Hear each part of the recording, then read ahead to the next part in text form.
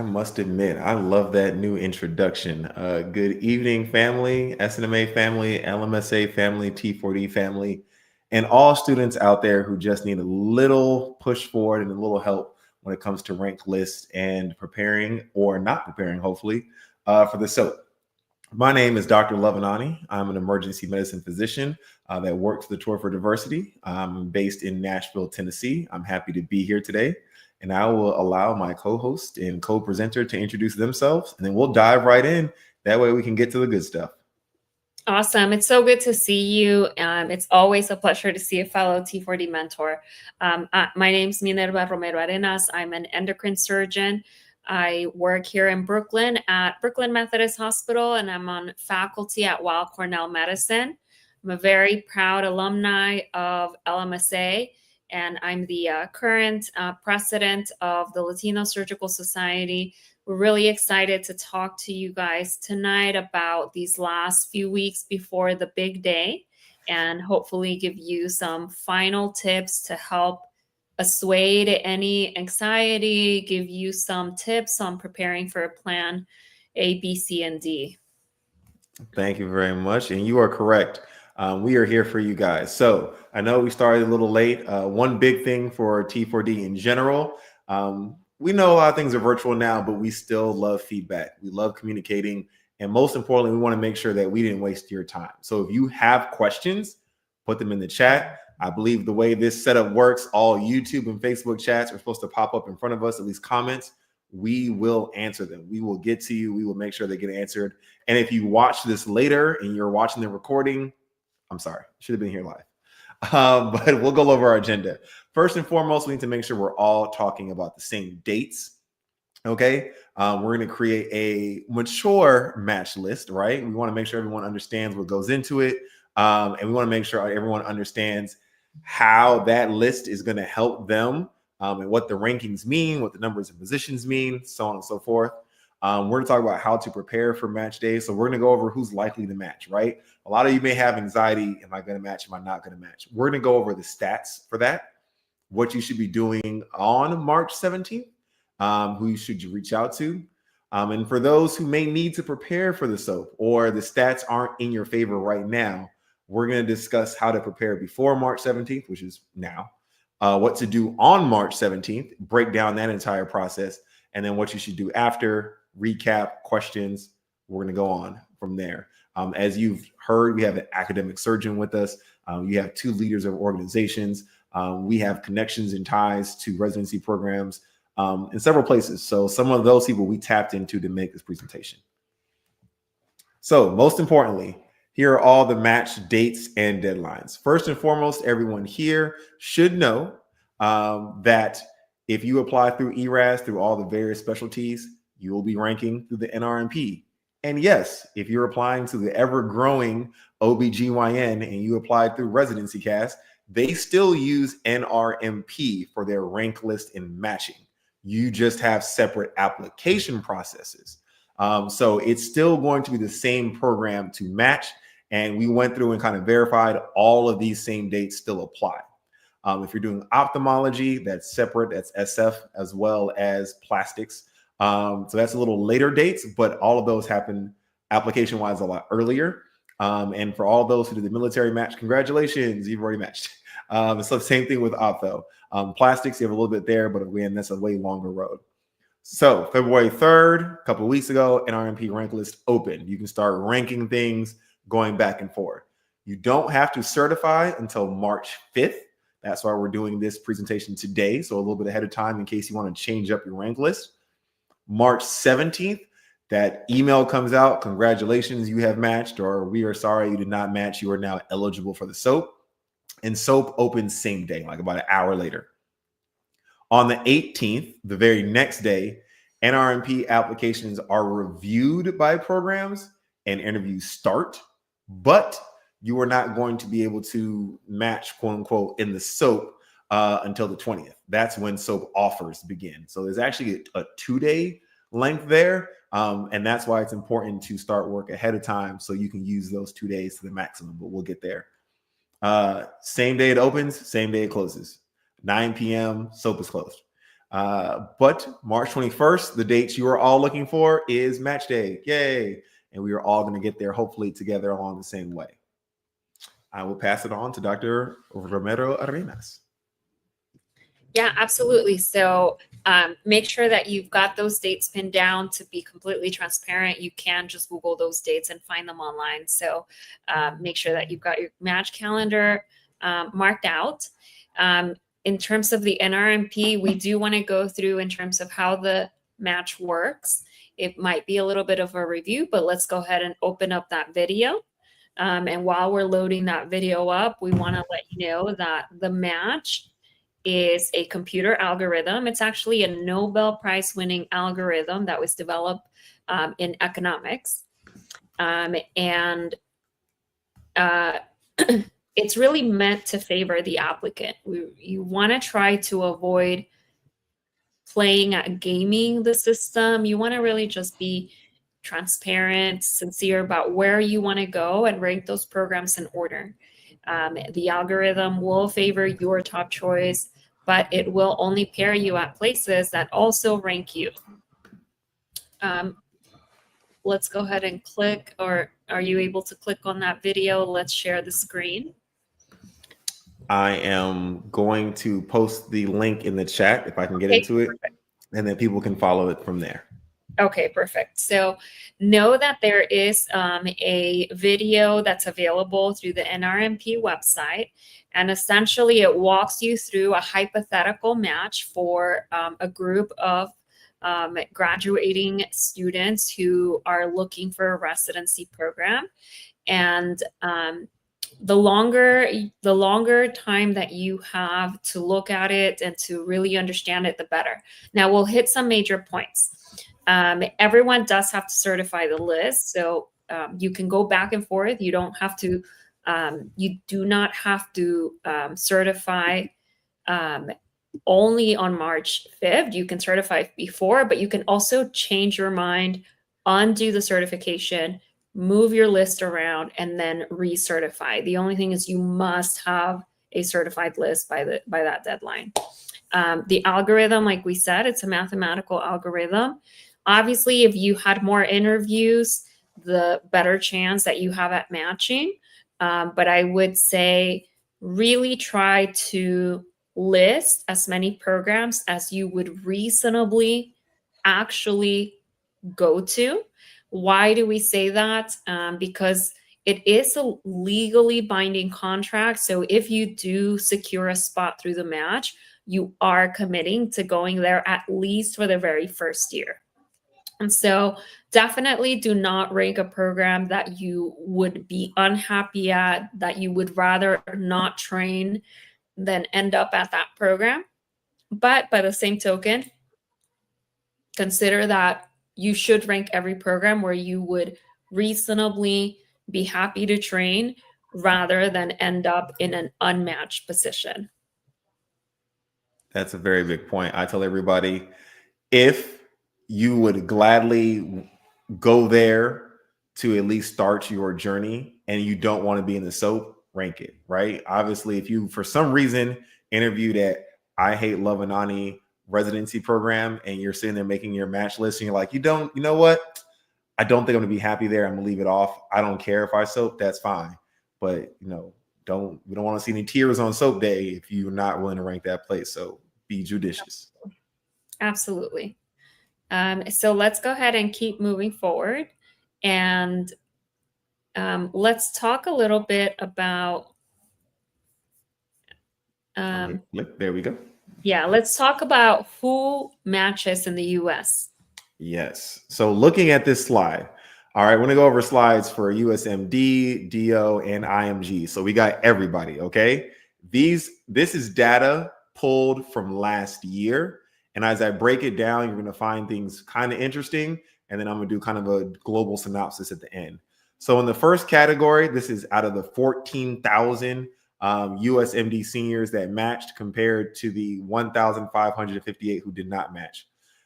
On average, the mean number, so right, mean, median, mode, number of rank lists that they had to match was 13.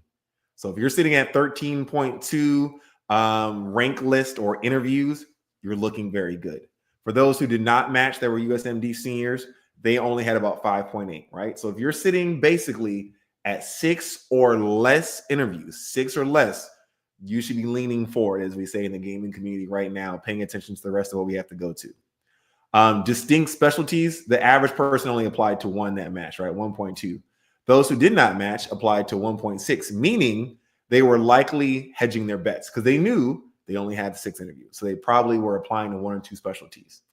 For the vast majority of people watching this, you did not get step 1 scores. But for those few people who matched last year with step 1 scores, their mean score was 233.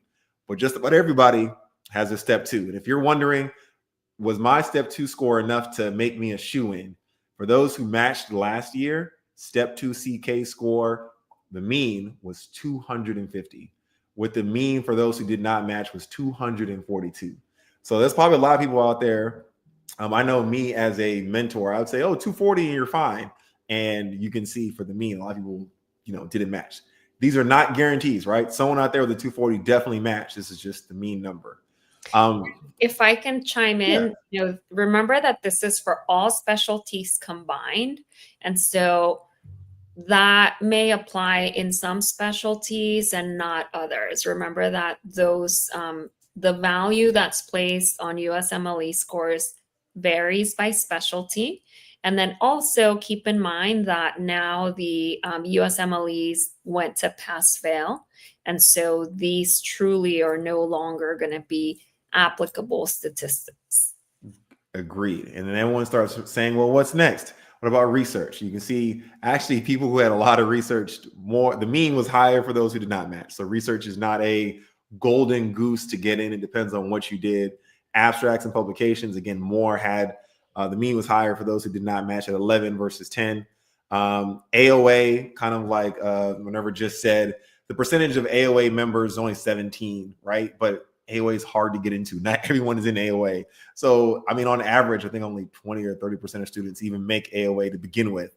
So, of course, it only 17% match. So you can look at this for those USMD seniors. Moving forward to USDO seniors, the numbers are very similar, right? Mean number of ranks, 12.2 for match, not match 4.4. Distinct numbers, again, 1.2 to 1.8.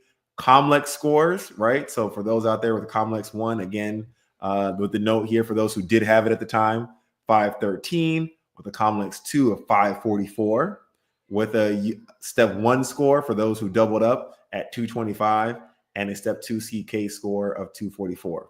Then you can see research, abstracts, work experience, volunteers.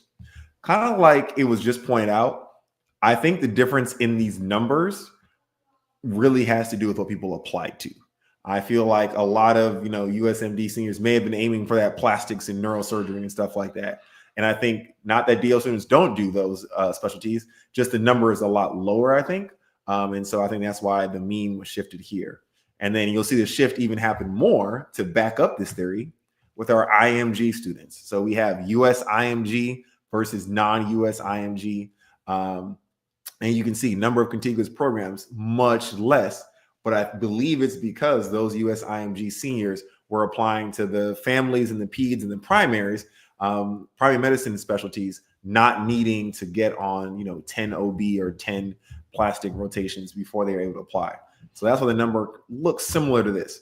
But for the non-US IMGs, the number that didn't match was almost as high as the number that matched.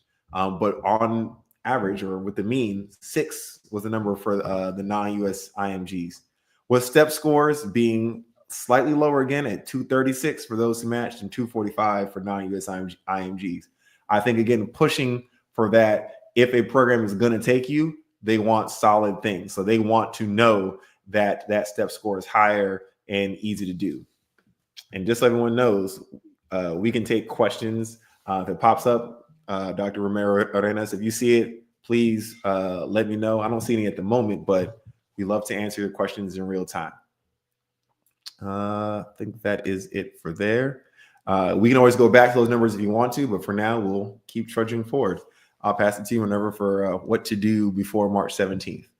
Yeah, absolutely. I think that, the first part is to really understand where you're at in your professional life, in your personal life. Take a look at what's going to make you the happiest on all fronts. Think about your plan A, B, and C. It is obviously our goal and our hope for you that you receive that email saying congratulations, you have matched. But certainly the focus of today's session is to think about what happens if you get into a situation where you're entering the SOAP.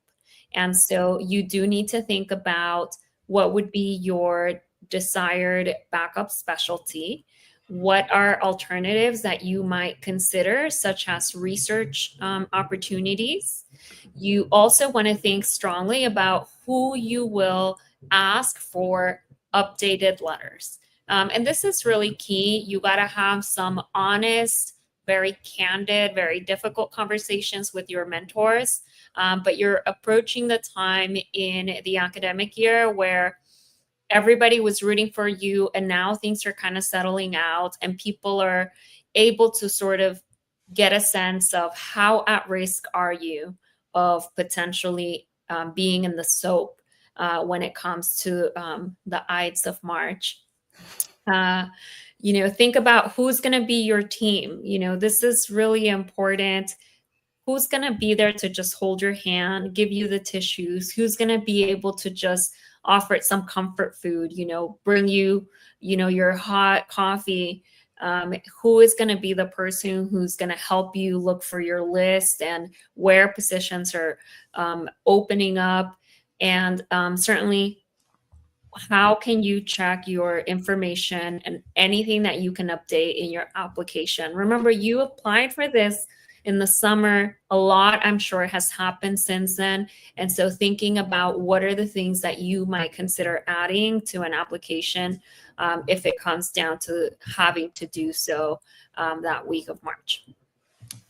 And we have our first question of the day. Like I said, we answer questions. The question asked from YouTube: AOA is going away at my school, following the steps of others. How might that change the weight of step 2, research or letters? Dr. Romero Arenas, I'll let you answer that first, and then I'll jump in behind you. Yeah, I think that a lot of programs are moving towards holistic review. And they're also recognizing that schools are changing the way that they traditionally hold up students to recognize certain things that make them outstanding. So consider whether there's the Gold Humanism Society. Certainly think about your application as a package. And a lot of our students, particularly those involved in SNMA, LMSA, you guys bring a lot of leadership to the table that may not be there in a lot of your peers. So remember that it's not only about one thing or another, but those are the kinds of things that will set you apart. In terms of letters of recommendation, yes, there's going to be some weights. And that's why we always encourage you that when you ask for a letter, make sure that you're asking, can you write me a strong letter of recommendation? Anyone can write you a letter, but not everyone will be truly able to sincerely write you a strong letter. And it's always a good idea to give mentors or other faculty the opportunity to say no if that's the case. Also, for a lot of people who are doing those holistic reviews, they understand what goes into joining AOA. And I'm not knocking it. I didn't make it. My wife did. Shout out to her. She's the better Nani. But a lot of people do understand that AOA for most schools tends to just be a cutoff of class rank. So that can always be shifted into your letter of recommendation, as just stated, or your dean's letter. I would make sure if it's not there, you can put it somewhere else. People know, like, hey, if AOA was around, clearly I would have made it if you're top 10% of the class or something like that.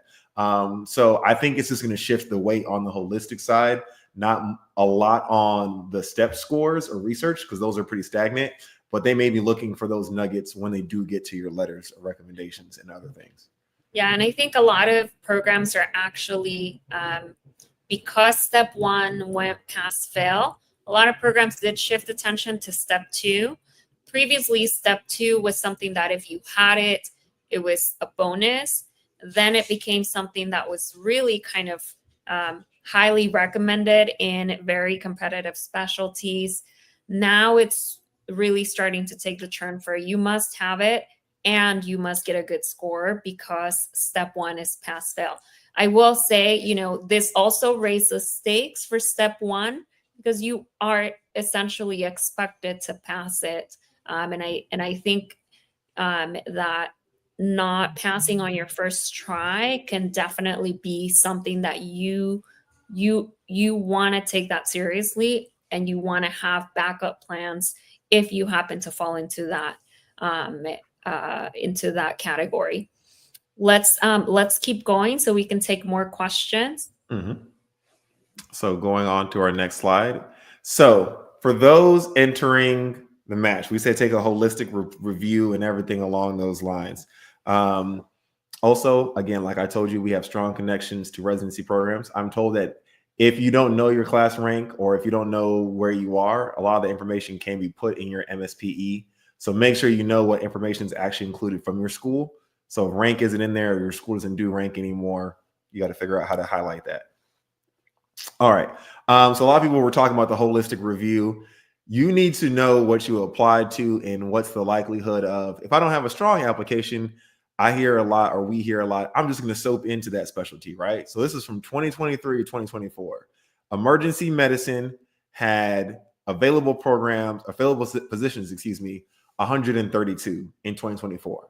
That's huge, because in 2023, we had 545. So the next year, everyone's like, I'm just going to apply to EM. That number's down to 132. That number may be less than 100 or after that. So if you're thinking, oh, if I don't match, EM is going to be my backup, there are 132 spots you're fighting thousands of people for. Family had 636. Internal medicine had 489 last year. Medicine prelim, if you're like, I'll just do a prelim year, they had 130 spots, period.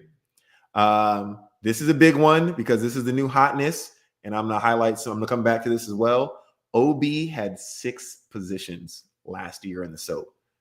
I don't think there'll be any. That's just my thoughts this year for OB. Peds, I love pediatrics, but you had 249 open spots. So if you love the kids, look at that jump from 74 to 249. Consider that Peds backup or Peds addition. And then obviously the second highest category of open positions after family medicine was surgery prelim at 578. That tends to be high because it tends to be 1 year. We wanted to take a pause here for all those that are entering into OB this year, right? You're in a new specialty residency application process. SOAP is going to look a little different this year. We don't have a whole lot of data from there, but a lot of people who work in OB are having prospective thoughts, and they wanted us to make sure that these thoughts got highlighted. First and foremost, not to scare anybody, but the theory is there will be about 400 students who applied to OB this year who will likely have to SOAP. 400 is a lot. There are just not enough OB spots for who applied. They did the math and they said there'll be about 400 open ones. Obviously, the reminder, the SOAP process is also managed by NRMP for those applying to OB. It has all the dates we went over. The SOAP process for OB will occur, though, through ResCast, whatever acronym they use. So if you didn't apply through that, you're not going to be able to apply through the SOAP through NRMP. So you got to know that. And if you apply to OB and all the OB spots are filled and you need to SOAP into something else, like let's say PEDS, if you don't have an ERAS application and account, you will have to go back and set one up. So you can set one up now, or you can make sure you do one moving forward. But you have to have ERAS to apply into every specialty that's not OB, basically. The other thing that was mentioned was the SOAP process for other specialties, again, will occur through ERAS as stated. And then we're going over everything else that you need.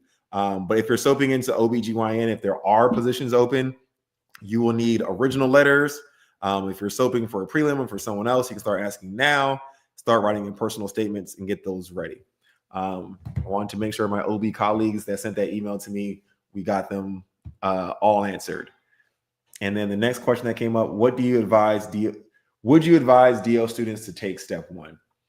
At this point, if you're applying this year, no, because we're already like 2 feet from the match. But if this is a student wondering about in the future, they are planning on making a lot of residency programs take both.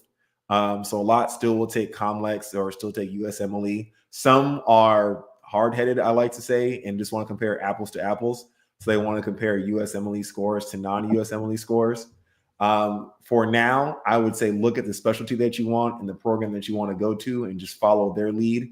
In general, for step one, I usually say no, but I'm not full on in academics. That's usually my thoughts. I will definitely let Dr. Romero Arenas drop her thoughts into it as well. I think it's a great consideration, and anybody that you can easily sort of Google this. Most people say it will help you if you're looking for an academic position. Again, I'm guessing that if you're asking, should you take step one, you are not in the match this year. And so I would say, look at the trends from year to year. And a lot of changes are happening in medicine, also in terms of the credentialing around DOs versus, osteopathic versus allopathic schools. There's always changes. And so I would say when it comes closer to your year, certainly reconsider. And I'm going to point out there are a lot of specialties in this chart that are in the single digits. And so keep in mind that even though it looks like, oh, there's hundreds of positions, it's certainly not the easiest decision when maybe it means that you're switching specialties, or even if you are within those specialties that have more positions, perhaps not going to a program that is going to be of your choice or in a region geographically where you want to train. And so, I certainly want to keep in mind, I want to encourage you to keep in mind that it's not like as easy as just jumping into something else. I see a question in the chat that I wanted to address: thoughts or advice on surgery prelim year versus not scoping and research year. I think that's an excellent question. And I think it really depends on what your ultimate goal is for your professional career. If your goal is to become a general surgeon, I think jumping into a prelim position is a great choice. I think if you're looking more to do a subspecialty, such as urology, orthopedics, even something like ENT, it's definitely worth a shot talking to your mentors and asking whether it makes more sense for you to take a research year and make your application stronger and possibly truly be able to make yourself have a greater likelihood of matching in a subsequent year. And then obviously you're going to look at how many positions, if any positions, are available in the SOAP. But as you can see, for example, not everything is listed in this table. And, I'll point out a couple of examples. Neurosurgery is listed on here. There were no positions listed in 2024. You have child psychiatry, which is not listed here, radiation oncology. So it's not that simple to just jump into other specialties. Agreed. And also of note, if you look closely, the number of available positions does not equal the number of filled positions. There's an old saying that some programs just hold on to spots they'd rather not fill. They want to, the old saying, quote unquote, is they're holding it for someone else to give outside the SOAP. We don't know. We can't go too far into that. But no, just about everything that's open will be filled through the SOAP that's available. And the next question: any advice on planning to apply for advanced positions after transition year or prelim years if that was not your initial plan? Great question. It's tough, but I would say first and foremost, the reason you did that, right? And the reason most people would say, yes, do the prelim year is work and letters about how you work will beat anything usually, right? If you can get your transition year or prelim year program director to be like, this is one of the best residents I have ever worked with. if we had space or if they wanted to do our specialty, I would match them 100%. That's all you need, right? That's what you have to do when you're coming back in. You are in a different position versus everyone else applying to the match because you now have a track record as a resident. So that track record needs to be impeccable, and you need to make sure they see your impeccable record. Obviously, resident life is hard, so I don't think you wrote 3 papers while you were an intern. But whatever specialty you do want to go into, if it's that same one or a different one, you want to make sure the time you were doing those things is highlighted to the nth degree. So just make sure whatever letter you're getting and whoever you're going to get to speak on your behalf is just rainbow and flying colors, because your step score is probably still the same. I would say if you had the shot during your interning year to take step 3 and you passed, that's also a big kudos. All right, so let's keep going with the rest of the slides and we'll keep taking questions. I see a couple more questions that are coming through about, I think it's similar, about applying to advanced program but not landing the prelim position. No, you don't need a surgery specific letter to apply for a surgery prelim position. And so I think if you do have that main match, most other programs will understand that you're looking for the prelim position. So I think that's not an issue. Let's talk about March 17th. So before 9 a.m., definitely before 9 a.m., this is really something that you should be thinking probably through the weekend.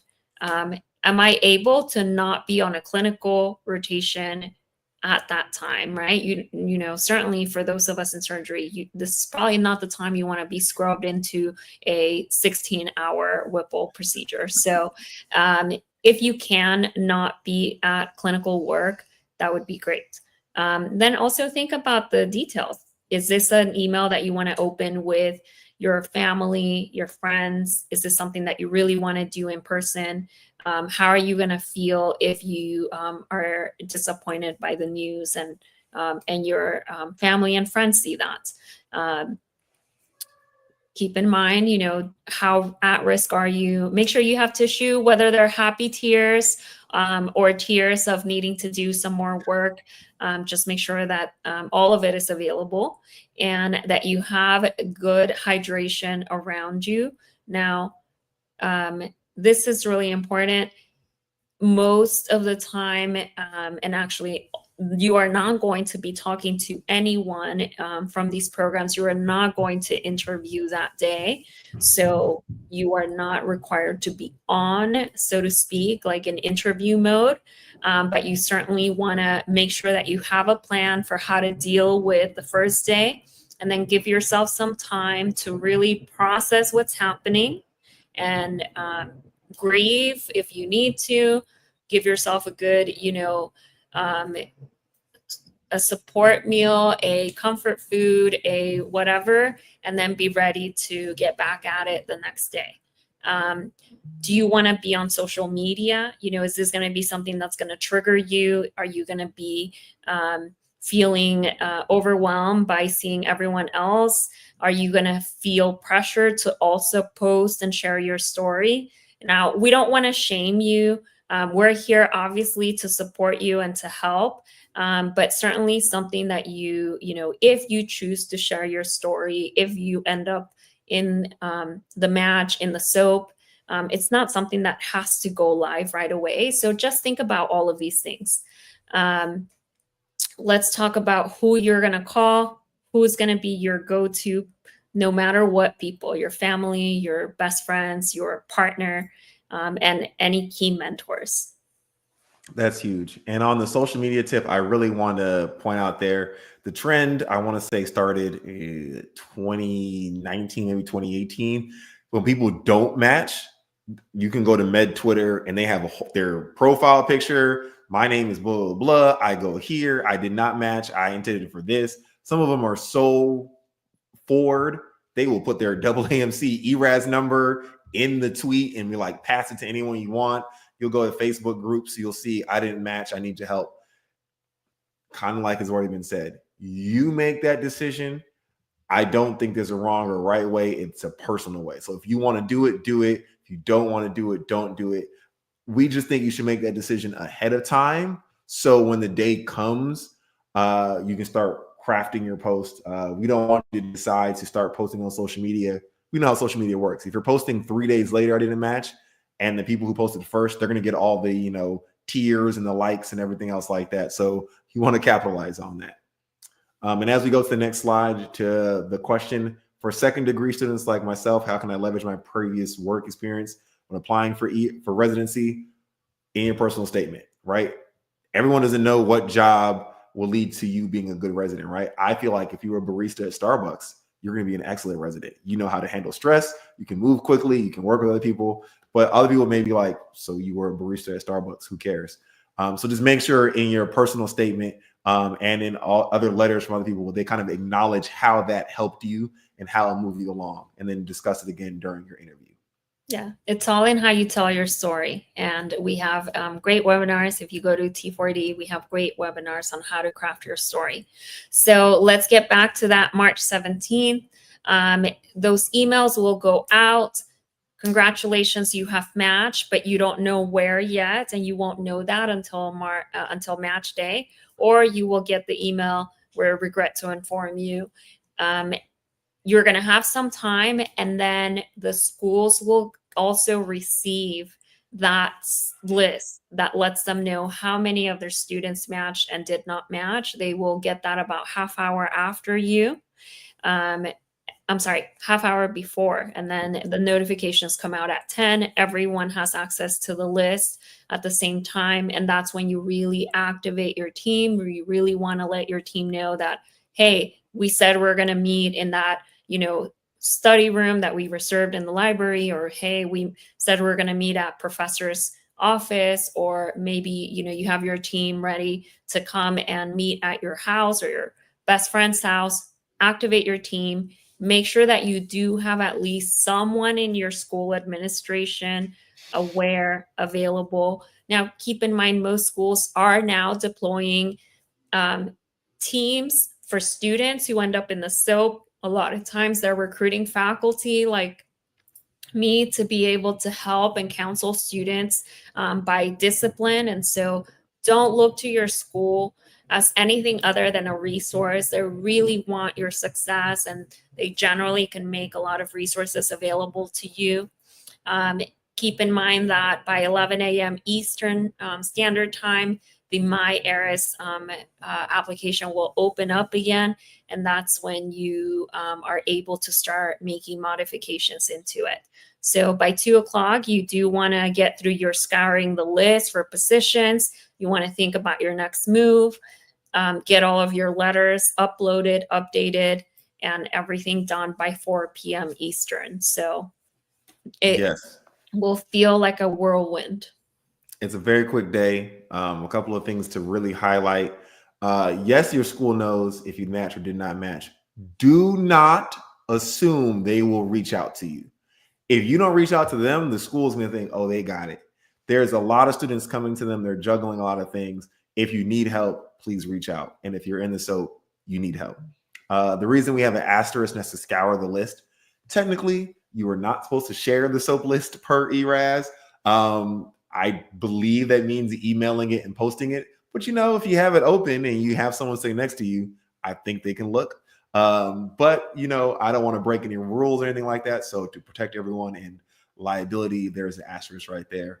And when we say assign letters, we don't mean it has to be posted to your MyERAS by 4 o'clock. But if you need now a family medicine resident or family medicine residency letter, you need to tell that person by at least 4 p.m. Hey, I actually do need you. This is the program I'm going to. If you know anyone there, et cetera, et cetera. You may be asking yourself, okay, so now I'm in the SOAP. You're telling me to assign letters and pick programs. I don't know what these programs we're looking for. I'm switching whole specialties. If a program is in the SOAP, here's what they want. Number one, they want a candidate who is quote unquote guaranteed to do well on the in-service. They don't want headaches. They want you to come in, raise the scores, or be on par with everyone else.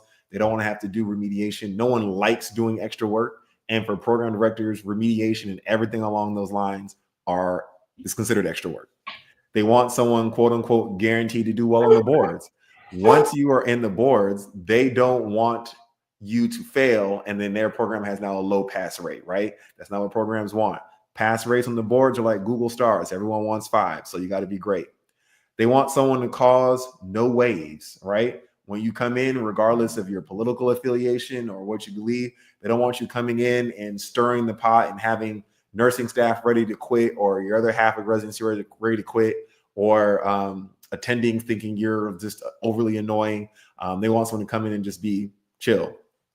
If possible, they want someone to bring notoriety, right? In your research, were you one step away from solving cancer? Every program wants to be the program that has this president that solved cancer, right? So if you can do that, that goes a long way for people who are on boards now. If you're on an SNMA board or LMSA board, and they know, oh, this person may transition and be on the board of one of the residency programs for our specialty, that would bring the notoriety. All right, this is a hard one. Most people don't want to hear, but it's the truth. They truly, if possible, want someone who's not going to leave or switch. Okay. So there are a lot of people out there who are like, oh, I want to do OB on family for a year and then I'm going to leave and then go back to OB. It happens. Everyone knows the game fine. They fill a position for a year. But if every program director had a golden wand, they'd want you to start as an intern and then graduate. Because once you leave, they're now filling that second year position or third year position. We don't want you guys to overly think about that, right? You need to do what's good for you, but just know that's what they are looking for. And then last but not least, pass the 2 a.m. test. If you're on call at 2 a.m., you're in the OR, you're sitting in the ER, you're on the wards, and it's 2 a.m. They don't want to look to the left and say, I really wish you weren't here right now. They want to look to the left and say, I'm so glad you're here. I'm glad you masked here. That's the test everyone wants. So if you can fulfill those things or make programs feel comfortable in those things, high likelihood of getting to the SOAP. Dr. Romero Arenas, if you have anything you want to add? That 2 a.m. is so important, especially when you're, working 24 hours and you really want to be able to sit there and listen to that person at 2 a.m. talk. Yep. When you're on hour 14 in the 16-hour Whipple, no one wants you to make you scrub out early because they can't listen to the sound of your voice anymore.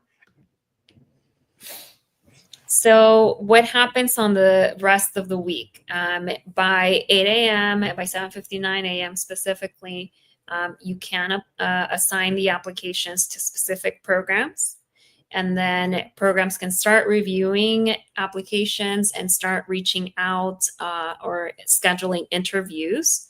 Now, keep in mind that there will be a series of rounds of invitations, interviews, but within just a few hours, programs can start sort of building preference lists, and you have a whole day to apply. And this is the time that you take some time to eat, work out, stretch. And again, that's hump day, so to speak. And then on the next day, 8:30 in the morning, make sure you notify your team early of what you need, because this is the marathon day. So, hey, we're getting started. I had 5 interviews yesterday. I had 6 interviews yesterday. I'm going to need coffee. I got to be up at 9 so I can start answering these questions and making sure I respond to these offers. Because at 9 a.m. Eastern Standard Time, round 1 of offers begins. Boom. It closes. And at 11, you can apply to more programs. If you didn't hear enough, kind of reach out. 12 p.m., round 2 of offers begins. Closed at 2. You can apply to more. And as you can see, guys, it goes on and on throughout the day until March 20th at 9 p.m. Eastern Standard Time. SOAP officially closes and the final list of open programs is posted. Yeah, and I'm gonna stop there and make a comment, which is you don't want to be a part of rounds 3 and 4. And trust me, the programs do not want to be part of rounds 3 and 4. So this is one area where you really have to be decisive. If you find a program that you like, you want to try to commit to it, and you want to be truthful. Programs do not want to get played. If you try to, you know, if you can't go and say, I'm going to rank you and then end up not matching. If you do that to programs in the SOAP, they will not list you for any of the later rounds. You can be sure of that. And those programs are not going to be happy about needing to go into later rounds because you were trying to play favorites to multiple programs. So I will give that as a sort of more serious and really take serious tip of advice there. But like Dr. Anani said, March 20th, 9 p.m., it's all over. Final list. This is the final day, and then you can take it easy. And for the SOAP, I believe, correct me if I'm wrong, I think everyone gets 40 tokens or like 45 tokens or something like that. So for someone who's out are in people's faces, so on the 20th, they have everything out there in the open. So consider using that in specific manners and talking to your mentors about it if you're stuck there when the time comes. All right. For people who are, again, wondering about SOAP positions, SOAP applicants acceptance for 23 and 24, we'll focus on 24 right now. Seniors of U.S. MD schools, there were 2,000 eligible people in the SOAP. Positions accepted 913. So it's pretty good. But again, a lot of people, almost less than half, will end up getting an actual position. Graduates of U.S. MD medical schools, those are those who were like residents already or graduated the year before. They took about 152 positions. For DOs, you got about 526. Graduates of DOs, 84. U.S. citizen students at IMGs, 381. Non-U.S. students at IMGs, 343. So pretty good numbers, but again, out of 6,000, it's not extremely likely. So 13,000 applicants were in the SOAP last year. Again, a lot who were graduates from the year before, but there were only 2,399 positions. So it's a very tough game. Like it was just hinted at, if you get that position, don't play with the program. You probably want to secure it as soon as possible. So just, you can see the numbers, you can see the level of stress that's going to go on that day. There's probably another backup for the most people who are in the SOAP that they're going to need moving forward. All right, so top 5, overall SOAP tips. The best SOAP success stories start before March 17th. Today is February 24th. Look in that mirror, talk to your mentors, go back and look at those numbers and say, am I going to be in that seat? Likely, unlikely. And if I am, what am I going to do to make those 2 days extremely successful? Use your team to offload unnecessary tasks. There will be unnecessary tasks. You know, eating is necessary, but at that time, you would definitely skip multiple meals. So have your snacks around you, have your people around you. Answering emails, going through lists, Googling stuff. There's a lot of things you have to do. So use them. They're better than AI, trust me. Your school is not your enemy. Use them as well. Use their resources. Lists shouldn't be shared, but options can be. So at least have those discussions with people. And again, yes, total of 45 applications for the entire SOAP. Any other tips you want to drop before we get to the happier things? No, let's get to the happier things. All right. And don't forget, celebrate. March 21st, no matter what, you guys made it. Med school will be behind you. You will be residents. Celebrate, celebrate, celebrate. Be with your family, shed those tears. Just celebrate. This will be a drop in the pan of your life when you look back on it. So just don't let the celebration portion go by you. All right. Last pro day tips. I'm going to run through this list and then Dr. Romero Arenas will add on some more. Number 1, reserve the restaurant table now, people. Okay. You may think, oh yeah, afterwards we're just gonna go to Cheesecake Factory. Cheesecake Factory will be booked up. Okay. Trust me, no matter where you think you're gonna go, the line will be long. If you want a nice sit down restaurant, make some reservations now. Your family will thank you for it. Your future PD might call you, might text. It's 2025 now. please answer unknown numbers, at least for that day. Just for one day, just answer them. You don't know. Carve out family time. A lot of people may want to celebrate and go straight to their friends, but your family poured a lot into you. You can give them a couple hours, just a couple. Sections at fine establishments, whether they be open late at night and have bottle service or whatnot, are not cheap alone. All right. You have friends, look at how many people get in. You can take the section amount, divide by 10 or 12, spread the love, have fun.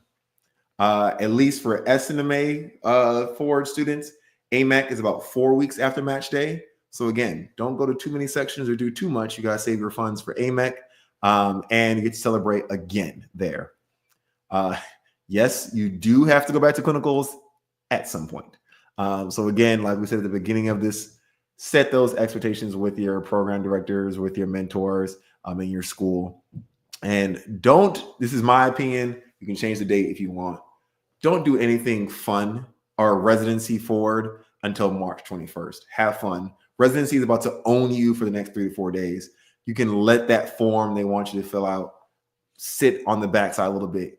Don't start looking for apartments or where am I going to park my car and stuff like that the day after you match. It's not going to change anything. Soak up the now. You have a lot of time for the future. I will pass the ball. Yeah, absolutely. You have to enjoy the day, enjoy the week. It's going to be quite the whirlwind. And we are going to be super proud of everyone. We want to hear about where you end up. Tag us for your match results.